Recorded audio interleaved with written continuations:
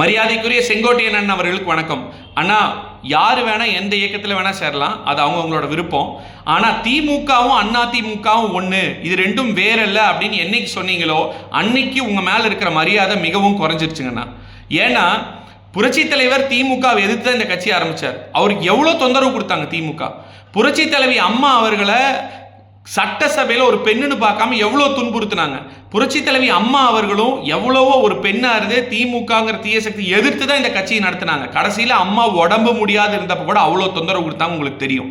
நீங்கள் 10 முறை எம்எல்ஏ ஆகிறக்கா ஒவ்வொரு தடவை உங்கள் தொகுதியில் போய் பிரச்சாரம் பண்ணும்போது திமுக தீய சக்தி, திமுக சரியில்லை, திமுக வேற, அண்ணா திமுக வேறன்னு சொல்லி தான் மக்கள்கிட்ட ஓட்டு வாங்கியிருக்கீங்க. அப்போ ரெண்டும் ஒன்றுன்னு தெரிஞ்சுட்டு பொய்யா சொன்னீங்க இல்லையா? இல்லை நீங்கள் இப்போ எல்லாரும் ஒன்றிணைஞ்சிருந்தாலோ, ஒருவேளை நீங்கள் இப்போ பொறுப்பில் இருந்திருந்தாலோ அதிமுக ஆட்சியை தான் தூய ஆட்சின்னு சொல்லியிருப்பீங்க. ஏன்? நீங்களே பள்ளிக்கல்வித்துறை அமைச்சராக இருக்கப்போ எத்தனையோ நல்ல திட்டங்களை எடப்பாடியார்கிட்ட அனுமதி வாங்கி எடப்பாடியாரோட தலைமையில் அதை அறிவித்து அந்த திட்டத்தையும் பாராட்டி இது அதிமுக நல்ல ஆட்சி, தூய ஆட்சி, அம்மாவின் ஆட்சி நீங்களே சொல்லியிருக்கீங்க. இன்னைக்கு நீங்கள் வேணா மாற்றி பேசலாம், ஆனால் அதிமுக தொண்டர்கள் மாற்றி பேச மாட்டாங்க. ஏன்னா புரட்சி தலைவர் அவர்கள் இறந்ததுக்கு அப்புறம் அவர் தான் கட்சி தான் அவரே போயிட்டார், கட்சி இருக்காது. நாங்கள் இது வரைக்கும் கட்சி இருக்கிற காரணம் தொண்டர்கள். புரட்சி தலைவி அம்மா அவர்கள் மிகப்பெரிய ஆளுமை, இந்தியாவே திரும்பி பார்த்தது.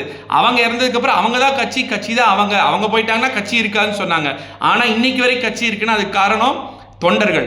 புரட்சி தமிழர் எடப்பாடியார் அவர்கள் இதுவரைக்கும் அதிமுக சரித்திரத்திலேயே அதிக சீட் 75 சீட் ஜெயிச்சு எதிர்கட்சியில தலைவரை இன்னைக்கு உட்கார்ந்துருக்காருன்னா அதுக்கு யாரு காரணம்? தொண்டர்கள்.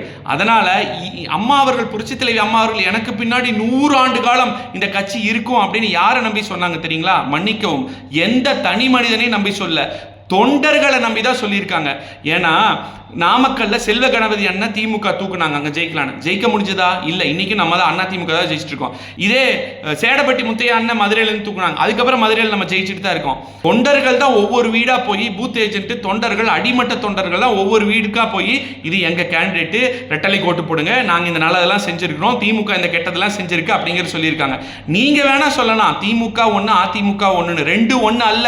திமுக குடும்ப கட்சி, அதிமுக ஜனநாயக கட்சி. திமுகவில் அடுத்த 30 வருஷம் ஆனாலும் அவங்க குடும்பத்தில் இருக்கவங்க தான் ஆட்சி பண்ணணும். ஆனால் அதிமுக அடுத்த 30 வருஷம் கழிச்சு யாரு வேணா இங்க இருக்கிறவங்க முதலமைச்சராக ஆக முடியும்.